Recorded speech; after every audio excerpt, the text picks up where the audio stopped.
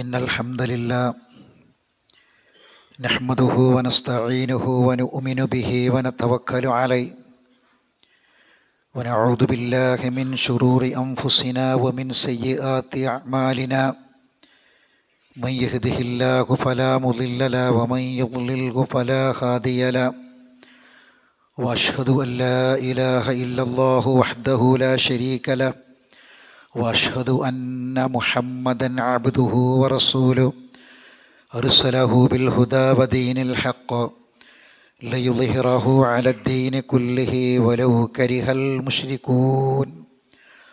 അല്ലാഹുമ്മ സ്വല്ലി അലാ മുഹമ്മദിൻ വഅലാ ആലി മുഹമ്മദ് കമാ സ്വല്ലൈത അലാ ഇബ്രാഹീമ വഅലാ ആലി ഇബ്രാഹീം. അല്ലാഹുമ്മ ബാരിക് അലാ മുഹമ്മദിൻ വഅലാ ആലി മുഹമ്മദ് കമാ ബാറക്ത അലാ ഇബ്രാഹീമ വഅലാ ആലി ഇബ്രാഹീം ഇന്നക ഹമീദും മജീദ്. അമ്മാ ബഅദു ഫഇന്ന ഖൈറൽ ഹദീസ് കിതാബുല്ലാഹ് വഖൈറൽ ഹദീ ഹദീ മുഹമ്മദിൻ സ്വല്ലല്ലാഹു അലൈഹി വസല്ലം വശർറൽ ഉമൂരി മുഹ്ദസാതുഹാ വകുല്ല മുഹ്ദസത്തിൻ ബിദ്അ വകുല്ല ബിദ്അത്തിൻ ളലാല. യാ അയ്യുഹല്ലദീന ആമനു തഖുല്ലാഹ വഖൂലൂ ഖൗലൻ സദീദാ യുസ്ലിഹ് ലക്കും അഅ്മാലക്കും വയഗ്ഫിർ ലക്കും ദുനൂബക്കും വമൻ യുതിഇല്ലാഹ വറസൂലഹു ഫഖദ് ഫാസ ഫൗസൻ അളീമാ. യാ അയ്യുഹല്ലദീന ആമനു തഖുല്ലാഹ ഹഖ്ക തുഖാതിഹി ഫലാ തമൂതുന്ന ഇല്ലാ വഅൻതും മുസ്ലിമൂൻ. അഊദു ബില്ലാഹി മിനശ് ശൈത്വാനിർ റജീം. ذلك ومن يعظم شعائر الله فإنها من تقوى القلوب. ബഹുമാനരായ സത്യവിശ്വാസികളെ, വിശ്വാസിനികളെ, ഈമാനും തഖ്വയും മരണം വരെ നിലനിർത്താൻ പരിശ്രമിക്കണമെന്ന് സ്വന്തത്തോടും നിങ്ങളോടും ഓർമ്മപ്പെടുത്തുകയാണ്, വസിയ്യത്ത് ചെയ്യുകയാണ്. അള്ളാഹു നമ്മെ അതിനെ സഹായിക്കുമാറാവട്ടെ. അള്ളാഹു ആദരിച്ചതിനെ ആദരിക്കലും അള്ളാഹു ബഹുമാനിച്ചതിനെ ബഹുമാനിക്കലും അള്ളാഹു പരിശുദ്ധിയും പവിത്രതയും നൽകിയ വസ്തുക്കൾക്ക് അത് വകവെച്ച് കൊടുക്കലും ഈമാനിൻ്റെയും തഖ്വയുടെയും ഭാഗമാണ്. അള്ളാഹു പല വസ്തുക്കളെയും ആദരിച്ചിട്ടുണ്ട്. പല ദിവസങ്ങളെയും പല മാസങ്ങളെയും പല സമയങ്ങളെയും പല വ്യക്തികളെയും ഒക്കെ അള്ളാഹു ആദരിച്ചിട്ടുണ്ട്, ബഹുമാനിച്ചിട്ടുണ്ട്. അതിനൊക്കെ അർഹിക്കുന്ന ആദരവ് കൊടുക്കുമ്പോഴാണ് ഒരു മുസ്ലിം യഥാർത്ഥ മുസ്ലിമാകുന്നത്, ഒരു മുഅ്മിൻ യഥാർത്ഥ മുഅ്മിനാകുന്നത്. ബലികർമ്മത്തിന് കൊണ്ടുപോകുന്ന ബലിമൃഗത്തെ, ആ മൃഗത്തെ വരെ ആദരിക്കണം എന്ന് അള്ളാഹു പറഞ്ഞു. ബലിയറക്കുക എന്ന് പറയുന്നത് ഒരു മഹത്തായ പുണ്യകർമ്മമാണ്. അതുകൊണ്ട് അതിനുപയോഗിക്കുന്ന ബലിമൃഗം, ആ ബലിമൃഗത്തെ നിങ്ങൾ ആദരിക്കുന്നതിൻ്റെ ഭാഗമാണ് ന്യൂനതകളില്ലാത്ത മുന്തിയ തരം ബലിമൃഗത്തെ വാങ്ങുക എന്നത്. വില കുറഞ്ഞ താഴ്ന്ന ബലിമൃഗത്തെ വാങ്ങൽ അതിനോടുള്ള അനാദരവാണ്. ഞാൻ ഊതിവെച്ച ആയത്ത് ഒരു ബലിമൃഗത്തിന് വരെ നൽകുന്ന ആദരവ്. ദാലിക വമൻ യുഅല്ലിം ശആഇറല്ലാഹ്. അത് നിങ്ങൾ മനസ്സിലാക്കണം.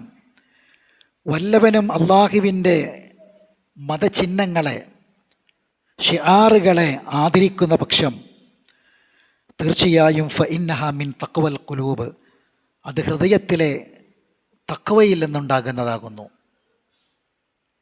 ഇതേ സൂറത്തിലെ തൊട്ടു മുകളിലുള്ള ആയത്തിൽ അല്ലാഹു പറഞ്ഞു, ദാലിക വമൻ യുഅല്ലിം ഹുറുമാത്തില്ലാ ഫഹുവ ഖൈറുൽ ലഹു ഇൻദ റബ്ബിഹി.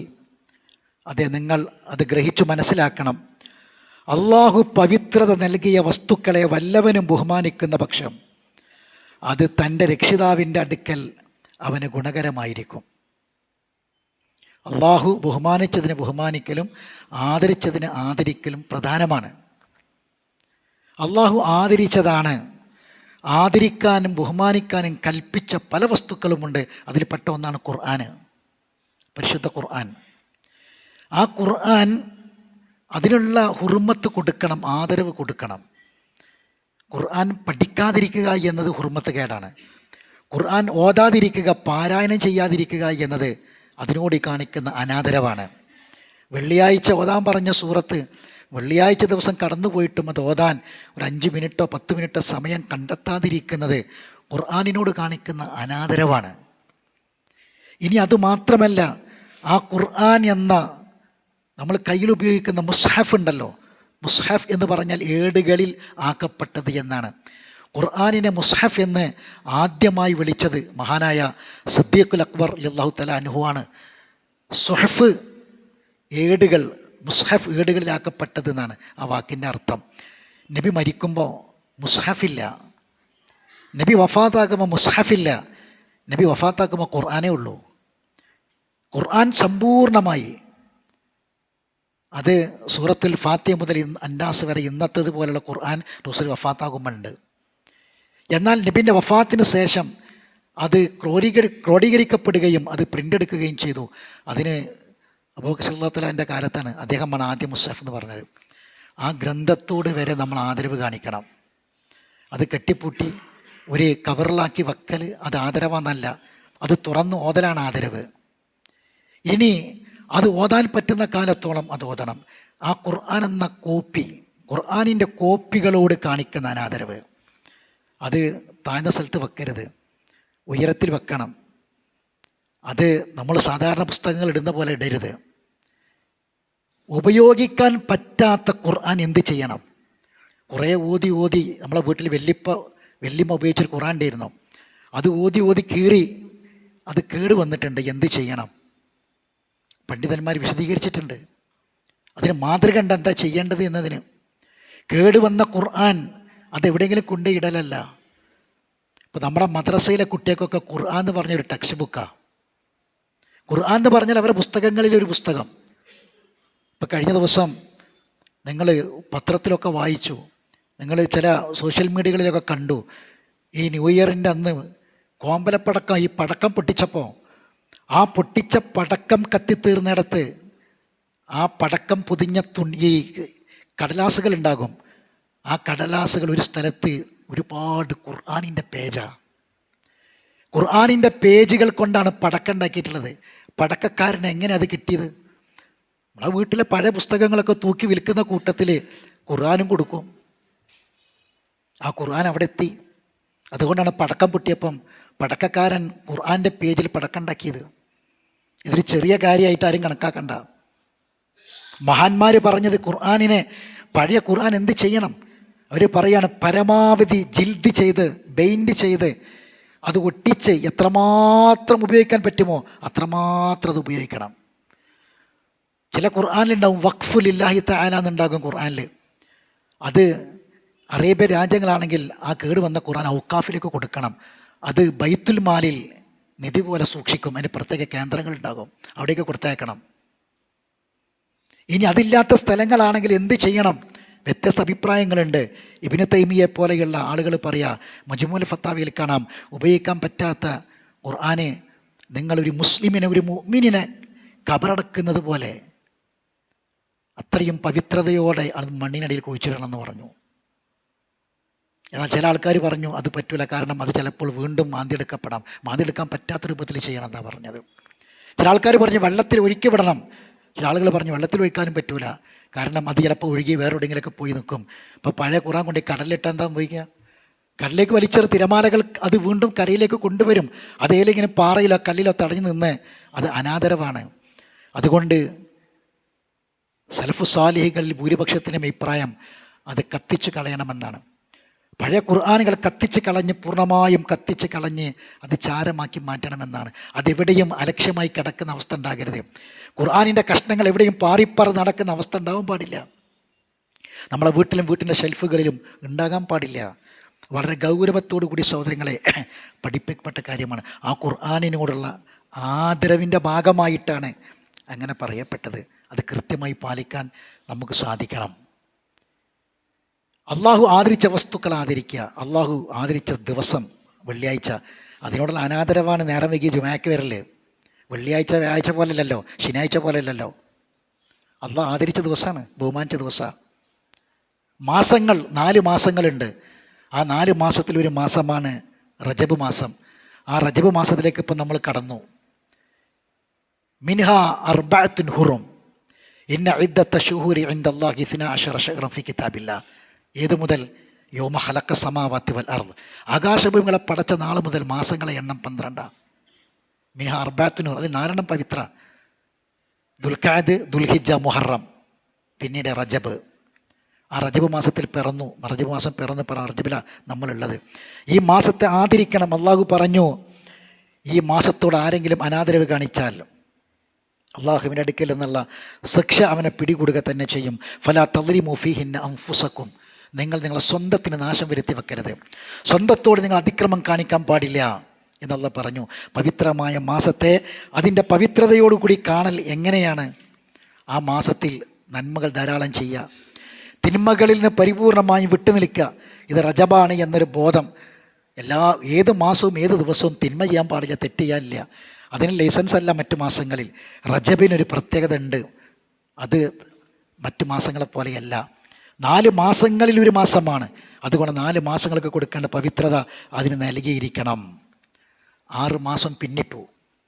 ഇപ്പോൾ കഴിഞ്ഞ ഖുത്ബയിൽ നമ്മൾ പറഞ്ഞു, ഒരു പുതിയ കലണ്ടർ 25 എന്നൊരു കൊല്ലം വന്നു. മുസ്ലിമീങ്ങളുടെ ആയുസ് നിശ്ചയിക്കുന്ന മാസങ്ങൾ ഏതാ? അത് ജനുവരി ഫെബ്രുവരി ഒന്നല്ലല്ലോ. നമ്മൾ ആയുസ് നിശ്ചയിക്കുന്ന മാസം ഏതാ?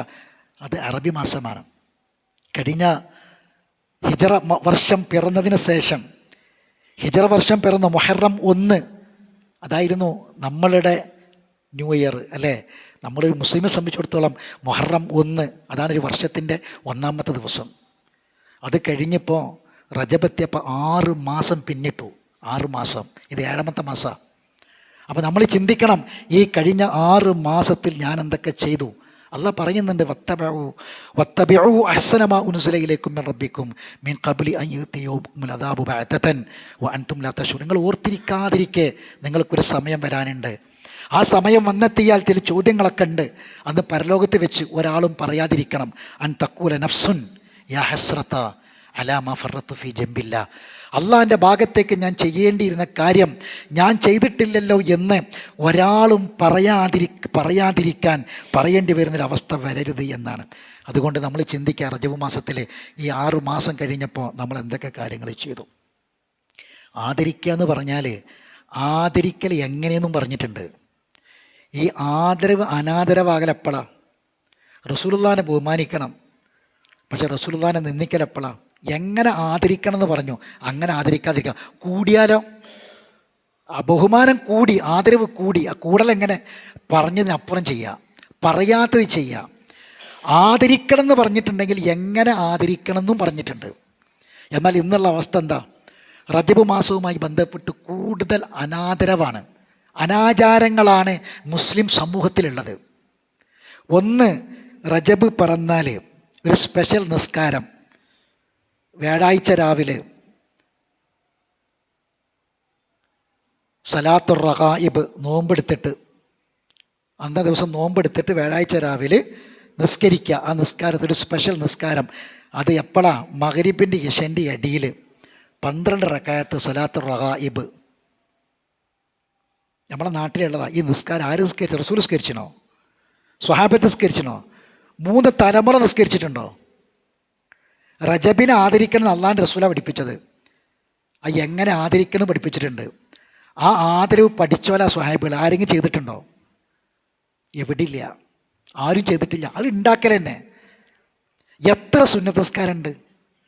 ഒരു മനുഷ്യന് രാവിലെ അവന് സുബീക്ക് മുമ്പ് എഴുന്നേറ്റ് പാതിരാത്രിയിൽ തുടങ്ങിയിട്ട് കിടക്കുന്നത് വരെ എത്ര നിസ്കാരങ്ങളുണ്ട്? സുന്നത്ത് നിസ്കാരം. അതൊന്നുമല്ല, അതിനൊന്നും ഒരു പ്രത്യേകതയില്ല, അതൊന്നും പഠിപ്പിക്കപ്പെടുന്നില്ല, അതൊന്നും ചെയ്യുന്നില്ല. പിന്നെ കാര്യമായിട്ട് ചെയ്യുന്ന പരിപാടി ഇല്ലാത്തത് ഉണ്ടാക്കലാണ്. ബിദ്അത്ത്. ഇങ്ങനെ ഒരു നിസ്കാരം നമ്മുടെ നാട്ടിൽ കാണുന്നു. ഇതിനെക്കുറിച്ച് ഇമാം നവവി എന്താ പറഞ്ഞതെന്നറിയോ? ഇമാം നവവി പറഞ്ഞു, അത് ശക്തമായി എതിർക്കണം. കാരണം ഹിയ ബിദ്അത്തുൻ ഖബീഹത്തുൻ മുൻകറത്തുൻ അശദ്ദു അൻകാർ. അത് ബിദ്അത്താണ്, അത് വെറുക്കപ്പെടേണ്ടതാണ്, ഏറ്റവും മോശമായ ബിദ്അത്താണ്. അത് എതിർക്കപ്പെടേണ്ട തിന്മകളിൽ ഏറ്റവും ശക്തമായ തിന്മയാണ്. എന്താ കാരണം? ഇല്ലാത്തത് ഉണ്ടാക്കിയിട്ടല്ല ആദരിക്കേണ്ടത്, ഉള്ളത് അതിനെ മട്ടത്തിന് ചെയ്തിട്ടാണ് ആദരിക്കേണ്ടത്. അതാണ് നമ്മൾ പഠിക്കേണ്ടത്. നോമ്പ്, റജബ് 27 പ്രത്യേകം നോമ്പ്, അതല്ലാത്ത പ്രത്യേക നോമ്പുകൾ. 60 കൊല്ലത്തെ പ്രതിഫലമുണ്ട് എന്ന് പറയപ്പെടുന്ന നോമ്പുണ്ടോ? എൻ്റെ നോമ്പ് റസൂൽ പഠിപ്പിച്ചിട്ടില്ല. ഉംറ, റജബിൽ പ്രത്യേക ഉംറ. ഉംറ മുഴുവനൊന്ന് കച്ചവട. നമ്മൾ മനസ്സിലാക്കേണ്ട പ്രധാനപ്പെട്ട ഒരു കാര്യമുണ്ട്. ഇന്ന് ഫാഷനാണ്. റജബ് മാസത്തിൽ ഒരു പ്രത്യേക ഉംറ, റബീൽ അവ്വലിലെ ഉംറ, ഇങ്ങനെയൊക്കെയാണ് പരസ്യം. റജബ് മാസത്തിൽ റസൂൽ ഉംറ ചെയ്തിട്ടുണ്ടോ? റസൂൽ ആകെ ചെയ്ത് 4 ഉംറ. ഇമാം ബുഖാരിൻ്റെ 1776 നമ്പർ ഹദീസിൽ ദുൽഖഅദ് മാസത്തിലാണ് നബി 3 ചെയ്തത്. ഇമാം മുസ്ലിമിൻ്റെ 1255 ഹദീസിൽ കാണാം ദുൽഹജ്ജ് മാസത്തിലാണ് ഒരു ഉംറ ചെയ്തത്, 4 ഉംറ ചെയ്തത്. ആയിഷ ബീവിൻ്റെ അടുക്കൽ ഈ വർത്താനം അവരെ പറയുന്നുണ്ട്. അപ്പോൾ ആയിഷ ബീവി ഇത് കേട്ടു. ആയിഷ ബീവി പറയുന്നത് എന്താ അറിയോ? ഇർഹമുല്ലാ, അള്ളാൻ്റെ കാരുണ്യം ഉണ്ടാകട്ടെ. അബാ അബ്ദുറഹ്മാൻ മഅ്തമറ ഉംറത്തൻ ഇല്ലാഹു വശാഹിദുഹു. നബി ചെയ്ത ഉംറ എത്ര ഉംറയാണെന്നുള്ളത് അറിയല്ലോ. നമ്മളാരും സാക്ഷികളാകാതെ ഉംറ കഴിഞ്ഞിട്ടില്ലല്ലോ. വമഅ്തമറ ഫീ റജബിൻ ഖത്ത്, റജബിൽ നബി ഉംറയെ ചെയ്തിട്ടില്ല. ആരാ പറഞ്ഞത്? ആയിഷ റളിയല്ലാഹു തആല അൻഹ. ഇതെന്തിനാണ്? ഓരോന്നും ഇല്ലാത്തത് പുതിയതായിട്ട് ഉണ്ടാക്കിയിട്ട് കൊണ്ടുവരിക. ഇന്നിപ്പോൾ ഉംറൻ്റെ കാര്യത്തിൽ എന്താ അറിയോ? എങ്ങനെയെങ്കിലൊക്കെ കടും കള്ളും വാങ്ങി പൈസ വാങ്ങി ഉംറക്കുക. എല്ലാവരും ഉംറക്കുക, പ്രത്യേകിച്ച് സ്ത്രീകളാണ് കേട്ടോ. സ്ത്രീകളാണ് ഇതിനൊക്കെ മുന്നിലിറങ്ങണത്. നമ്മൾ പണ്ട് കല്യാണത്തിൻ്റെ കാര്യം വീട്ടിൽ ഉപകരണം അയൽവക്കത്ത് അതുണ്ട് അയൽവക്കത്ത് ഇതുണ്ട് എന്നൊക്കെ പറയും. സാധനങ്ങൾ വാങ്ങിക്കൂട്ടി കടം വാങ്ങിക്കൂട്ടിയ മാതിരി ഇപ്പോൾ ഉംറയാണ് ഫാഷൻ. ഓര് പോയി, ഇവർ പോയി, അവർ പോയി, ഇവർ പോയി. ഇനി നമ്മളൊരു ഉംറക്ക് പോയില്ലെങ്കിൽ മോശമല്ലേ? അങ്ങനൊരു ഉംറ ഉണ്ടോ? ഏതുവരെ മഹ്റമ വരെ ഇല്ലാത്ത ഉംറ. ഇപ്പം കഴിഞ്ഞ ദിവസങ്ങൾ വായിച്ചു, മദീനയിൽ 100ഓളം ഹാജിമാരെ കൊണ്ടുവന്നിട്ട് ഒരു ഏജന്റ് മുങ്ങി അവിടുന്ന് മദീനത്തുനിന്ന്. സ്ത്രീകളാണ് ഭൂരിപക്ഷവും. മദീനത്തെ റൂമെന്ന് അവരെ ഇറക്കി വിട്ടു. കാശ് വാങ്ങി പോക്കറ്റിലാക്കിയിട്ട് മുങ്ങിയതൊക്കെ വലിയ വലിയ പണ്ഡിതന്മാർ ആലിമീങ്ങളാ. എല്ലാ നിലക്കും കച്ചവടം, തന്ത്രങ്ങൾ, മുങ്ങലും ചതിയും ഒക്കെ ഈ രംഗത്ത് കടന്നു വന്നു. മഹ്റമില്ലാതെ ഉംറക്ക് പോകാൻ പറ്റുമോ? ഒരു പെണ്ണിന് മഹ്റമില്ല. എന്താ വിധി ഉംറൻ്റെ? ഹജ്ജിൻ്റെ വിധി എന്താ? ഒരു ഹജ്ജും ഉംറയും ഒരു പെണ്ണിന് നിർബന്ധമാകണമെങ്കിൽ ആരോഗ്യം, സ്വത്തും സമ്പത്തൊക്കെ ഉള്ള പോലെ തന്നെ ഒരു ഷർത്താണ് മഹ്റം ഉണ്ടാകുക എന്നുള്ളത്. ആങ്ങളാരോ ആപ്പേ ഭർത്താവോ ആരെങ്കിലും ഉണ്ടാകണം മഹ്റമായിട്ടുള്ള. വിവാഹ നിഷിദ്ധമാക്കപ്പെട്ട ആരെങ്കിലും ഇല്ലാതെ. ഇത് ഏജൻസികളും രാജ്യത്തെ നിയമമൊക്കെ മഹ്റമില്ലാതെ പെണ്ണുങ്ങൾ പോകുന്നുണ്ടല്ലോ. എന്നാൽ പിന്നെ പോട്ടെ, അങ്ങനെ പോവാണ്.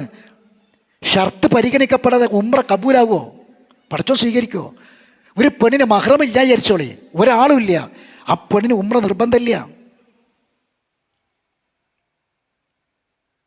അപ്പം റജബ് മാസത്തിൽ ഒരു പ്രത്യേക ഉംറ അത് പഠിപ്പിക്കപ്പെടുന്നു, ഉണ്ടാക്കുന്നു. അതിൻ്റെ പേരിൽ പല തട്ടിപ്പും നടക്കുന്നു. നമ്മൾ ശ്രദ്ധിക്കേണ്ട കാര്യമാണ്. പ്രത്യേക പ്രാർത്ഥന, അല്ലാഹുമ്മ ബാരിക് ലനാ ഫി റജബിൻ വശഅബാൻ വബല്ലഗ്നാ റമളാൻ. ഈ പ്രാർത്ഥന, ഇങ്ങനൊരു പ്രത്യേക പ്രാർത്ഥന നബി പഠിപ്പിച്ചിട്ടുണ്ട്. അത് പ്രത്യേകം കൂലി കിട്ടുന്ന കാര്യമാണ് എന്ന് പറഞ്ഞ് പ്രാർത്ഥിച്ചാൽ ബിദഅത്തായിട്ട് മാറും. ഇപ്പോൾ സഹാബികൾക്കൊക്കെ അവർ ഒരു റമളാൻ കഴിഞ്ഞാൽ പിറ്റത്തെ റമളാൻ 6 മാസം, അത് കഴിഞ്ഞാൽ പിന്നെ 6 മാസം അങ്ങോട്ട് 6 മാസം, റമളാൻ കഴിഞ്ഞ 6 മാസം അത് നിലനിർത്തും. പിന്നെ അടുത്ത 6 മാസം അതിലേക്ക് എത്താൻ വേണ്ടിയിട്ട് അവർ പ്രാർത്ഥിച്ചു, ദുആ ചെയ്തു, ആഗ്രഹിച്ചു. പക്ഷേ റമളാൻ മാസപ്പിറവി പ്രഖ്യാപിച്ച ഒരു കാളി, ആ കാളി, പ്രധാനപ്പെട്ട കാളി മാസപ്പിറവി മൈക്കിൽ പ്രഖ്യാപിച്ചിട്ട് ഈ പ്രാർത്ഥന പ്രാർത്ഥിക്കണത്. റസൂൽ അങ്ങനെ പഠിപ്പിച്ചിട്ടില്ല അങ്ങനെ ഒരു പ്രാർത്ഥന. അങ്ങനെ പ്രത്യേകം പ്രാർത്ഥന ഉണ്ടെന്ന് കരുതി പ്രത്യേക നബി പഠിപ്പിച്ചിട്ടുണ്ട് എന്ന് അങ്ങനെ വിശ്വസിച്ചുകൊണ്ട് പ്രതിഫലം കിട്ടും എന്ന് പറഞ്ഞ് പ്രാർത്ഥിക്കാൻ പാടില്ല. എന്ന് മാത്രമല്ല, ആദ്യത്തെ 10, രണ്ടാമത്തെ 10, മൂന്നാമത്തെ 10 റജബ് മാസത്തിൽ വരെ പ്രത്യേകം പ്രാർത്ഥനകൾ പഠിപ്പിക്കപ്പെടുകയാണ്. ഇത് എവിടുന്ന കിട്ടി?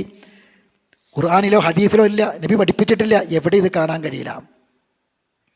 പ്രത്യേകമായ അറിവ് ജാഹിലിയത്തിലുണ്ടേന്. റജബിലെ അറിവിന് അത്തീറ എന്നാ പറയാ, അത്തീറ. ആ അറിവ് റസൂൽ വിരോധിച്ചിട്ടുണ്ട്, അത്തീറ എന്നത്. ഇപ്പോൾ വാട്സപ്പിൻ്റെയും ഇതിൻ്റെയൊക്കെ കാലമായപ്പം, സോഷ്യൽ മീഡിയൻ്റെ കാലമായപ്പം ഉള്ളതും ഇല്ലാത്തതൊക്കെ ഇങ്ങനെ പ്രചരിപ്പിക്കുക, മെസ്സേജുകൾ വരികയാണ്. ഈ മാസം ആദ്യം അറിയിക്കുന്നവൻ്റെ സ്വർഗം നബി പഠിപ്പിച്ചിട്ടില്ല. ചില പ്രത്യേക പ്രാർത്ഥനയുടെ മഹത്വങ്ങൾ ഇതൊക്കെ പഠിപ്പിക്കുകയാണ്. റസൂലുള്ളാഹി സ്വല്ലല്ലാഹു അലൈഹി വസല്ലമയിൽ ഇതൊന്നും റിപ്പോർട്ട് ചെയ്യപ്പെട്ടിട്ടില്ല. റജബ് മാസത്തിലൊരു പ്രത്യേക പ്രാർത്ഥന എന്ന് പറഞ്ഞ് റസൂലുള്ളാഹി സ്വല്ലല്ലാഹു അലൈഹി വസല്ലം ഒരു പ്രാർത്ഥനയും പഠിപ്പിച്ചിട്ടില്ല. അപ്പം എന്താ, റജബ് പവിത്രമായ മാസമാണ്. ആ മാസത്തിൽ ബാക്കിയുള്ള മാസങ്ങളെപ്പോലെ യുദ്ധം നിഷിദ്ധമാണ്. ആ മാസങ്ങൾ യുദ്ധം നിഷിദ്ധമാണ്. ആ മാസങ്ങളുടെ പവിത്രത, നന്മകൾ ധാരാളം വർദ്ധിപ്പിക്കുക, തിന്മകൾ പൂർണ്ണമായും വിട്ടു നിൽക്കുക. പഠിച്ചോനെ, അത് റജബാണല്ലോ എന്നൊരു ചിന്ത. പല കാര്യങ്ങളും അങ്ങനെയാണല്ലോ നമ്മളൊക്കെ മനസ്സിലേക്ക് വരിക, തിന്മകൾ ചെയ്യാതിരിക്കാൻ. അതാണ് ഫലാത്ത് മുൻപുസും. അള്ളാഹു ആദരിച്ചതിനെ കൃത്യമായ രൂപത്തിൽ ആദരിച്ച് ആ ബഹുമാനം കൊടുത്ത് അള്ളാഹുവിൻ്റെ ഇഷ്ടവും പൊരുത്തവും നേടിയെടുത്ത് ജീവിച്ചു മരിക്കാൻ തയ്യാറാവുക. അള്ളാഹു നമ്മെ അനുഗ്രഹിക്കുമാറാവട്ടെ. അഖൂലു ഖൗലി ഹാദാ അസ്തഗ്ഫിറുല്ലാഹൽ അളീമ ലീ വലക്കും ഇന്നഹു ഹുവൽ ഗഫൂറുർ റഹീം.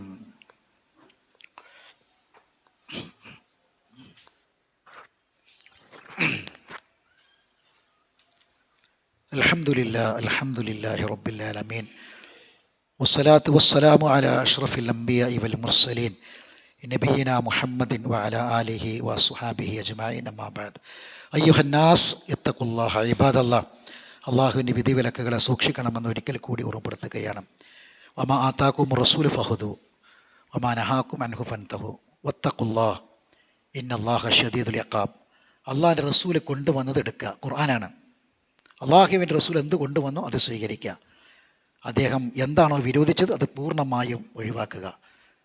അള്ളാഹ്ക്ക് തഖ്വയുള്ളവരാവുക. തീർച്ചയായും ഷദീദുൽ ഇഖാബാണ് അള്ളാഹ് കഠിനമായി ശിക്ഷിക്കുന്നവനാണ്. മൻ അഹ്ദത ഫീ അംരിനാ ഹാദാ മാ ലൈസ ഫീഹി ഫഹുവ റദ്ദുൻ. ഈ മതത്തിൽ എന്തെങ്കിലും പുതിയതായി ആരെങ്കിലും ഉണ്ടാക്കിയാൽ അത് തള്ളപ്പെടേണ്ടതാണ്. മൻ യഖുൽ അലയ്യ മാ ലം അഖുൽ ഫല്യതബവ്വഅ മഖ്അദഹു ഫിന്നന്നാർ. ഇതിനൊക്കെ ഈ പറഞ്ഞ ഈ ബിദ്അത്തുകൾക്കൊക്കെ നബീൻ്റെ പേരിൽ കെട്ടിച്ചമച്ചുണ്ടാക്കി പറയാണ്.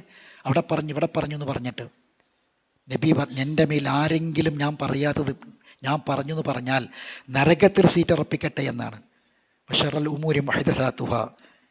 കാര്യങ്ങളിൽ ഏറ്റവും മോശപ്പെട്ട കാര്യം മതത്തിൽ ഓരോരുത്തരും പുതിയതായി ഉണ്ടാക്കുന്ന കാര്യമാണ്. ഏറ്റവും മോശപ്പെട്ട കാര്യം വക്കുല്ല മുഹദത്തിൻ ബിദ. എല്ലാ പുതിയ കാര്യങ്ങളും ബിദഅത്താണ്. വക്കുല്ല് ബിദഅത്തിൻ ദലാല. ബിദഅത്തൊക്കെ ദലാലത്താണ്, വഴികേടാണ്.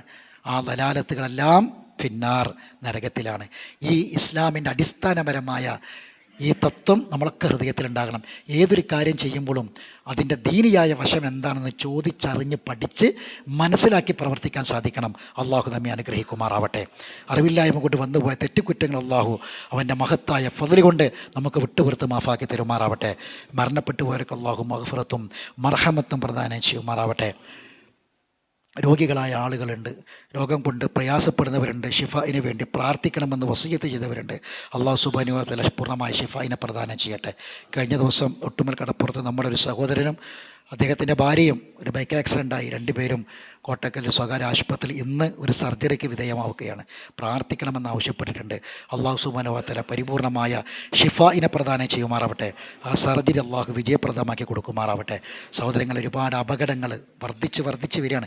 കഴിഞ്ഞ ദിവസം പരപ്പനങ്ങാടിയിൽ ഈ ആഴ്ചക്കുള്ളിൽ 2-3 മരണങ്ങൾ നടന്നു. 18ഉം 20ഉം ഒക്കെ വയസ്സുള്ള ചെറുപ്പക്കാരാണ് മരണപ്പെട്ടുകൊണ്ടിരിക്കുന്നത്. അള്ളാഹു എല്ലാ അപകട മരണങ്ങളിൽ നിന്നും നമ്മളെയും നമ്മളെ മക്കളെയും നമ്മളെ കുടുംബത്തെയും കാത്തുരക്ഷിക്കുമാറാവട്ടെ. നമ്മുടെ ഒരു സഹോദരി പ്രസവത്തിന് വേണ്ടി കുറച്ച് പ്രയാസമാണ്. ലേബർ റൂമിൽ പ്രവേശിപ്പിച്ചിട്ടുണ്ട്. ബുദ്ധിമുട്ടുകളൊന്നുമില്ലാതെ പ്രസവം സുഖകരമാകുന്നതിന് വേണ്ടി പ്രാർത്ഥിക്കണമെന്ന് ആവശ്യപ്പെട്ടിട്ടുണ്ട്. അള്ളാഹു സുബ്ഹാനഹു വ തആല സാലിഹായ ഒരു സന്താനത്തിന് സുഖകരമായി ജന്മം നൽകാൻ അള്ളാഹു സഹായിക്കുമാറാവട്ടെ. അള്ളാഹു സുബ്ഹാനഹു വ തആല നമ്മുടെ എല്ലാവരുടെയും എല്ലാ നല്ല ഉദ്ദേശങ്ങളും നിറവേറ്റി തരുമാറാവട്ടെ.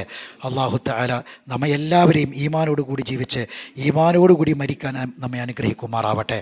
അള്ളാഹു മഗ്ഫിർ ലിൽ മുഅ്മിനീന വൽ മുഅ്മിനാത്ത് വൽ മുസ്ലിമീന വൽ മുസ്ലിമാത്ത് الأحياء منهم والأموات إنك مجيب الدعوات يا قاضي الحاجات اللهم أجرنا من النار اللهم أجرنا من النار اللهم اشف مرضانا ومرضى المسلمين اللهم اشف مرضانا ومرضى المسلمين اللهم اشف مرضانا ومرضى المسلمين اللهم إنا نعوذ بك من جهد البلاء ودرك الشقاء وسوء القضاء وشماتة الأعداء اللهم إنا نعوذ بك من زوال نعمتك وتحول عافيتك وفجاءة نقمتك وجميع سخطك يا رب العالمين اللهم إنا نعوذ بك من البرص والجنون والجذام ومن السيء الأسقام ومن السيء الأسقام ومن السيء الأسقام اللهم أعز الإسلام والمسلمين وأذل الشرك والمشركين ودمر أعداءك وأعداء الدين ربنا تقبل منا دعاءنا إنك أنت السميع العليم وتب علينا إنك أنت التواب الرحيم